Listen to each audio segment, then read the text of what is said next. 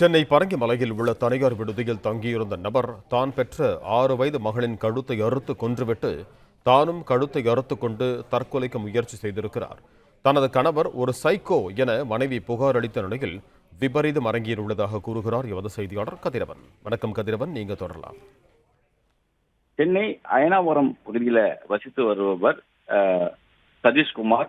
இவருக்கு திருமணமாகி ரெபக்கா என்ற மனையும் 6 வயதுல ஒரு ஸ்டெபி ரோஸ் என்ற ஒரு பெண் குழந்தை இருக்கிறது. கடந்த 1.5 வருடங்களாக கணவன் மனைவி இருவரும் கருத்து வேறுபாடு காரணமாக பிரிந்து வாழ்ந்து வருவதாகவும் விவாகரத்து வழக்கு நிலுவையில் இருப்பதாகவும் கூறப்படுகிறது.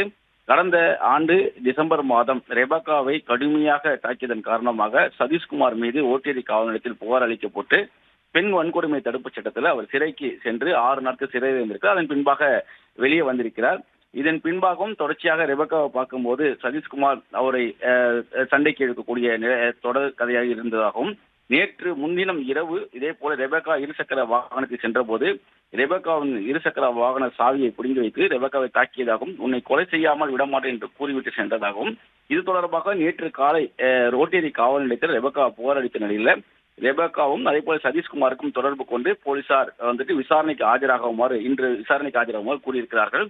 இந்த நிலையில் தான் சதீஷ்குமார் தனது 6 வயது மகளுடன் பரங்கிமலையில் இருக்கக்கூடிய விஜய் பார்க் என்ற ஹோட்டலில் அறை எடுத்து தங்கியிருக்கிறார். நேற்று இரவு 11:30 மணி அளவில் அறை புக் செய்து அறை எடுத்து தங்கியிருக்கிறார். இன்று காலை அதிகாலை 5:30 மணி அளவில் தனது குழந்தையை கொன்றுவிட்டதாகவும் தானும் தற்கொலைக்கு முயன்றுவிட்டதாக தனது சகோதரிக்கு போன் செய்து தெரிவித்திருக்கிறார். அங்கு அறை கதவை தொடர்ந்து பார்த்த போதுதான் குழந்தை கழுத்து அறுக்கப்பட்டு கொலை செய்யப்பட்டு கிடந்ததும் இவரும் கழுத்து அறுத்துக் கொண்டு தற்கொலைக்கு முயன்ற நிலையில் இருந்த நிலையில தற்போது அவரை மீட்டிருக்கிறார்கள். ராஜீவ்காந்தி மருத்துவமனையில அவருக்கு சிகிச்சை அளிக்கப்பட்டு வருகிறது.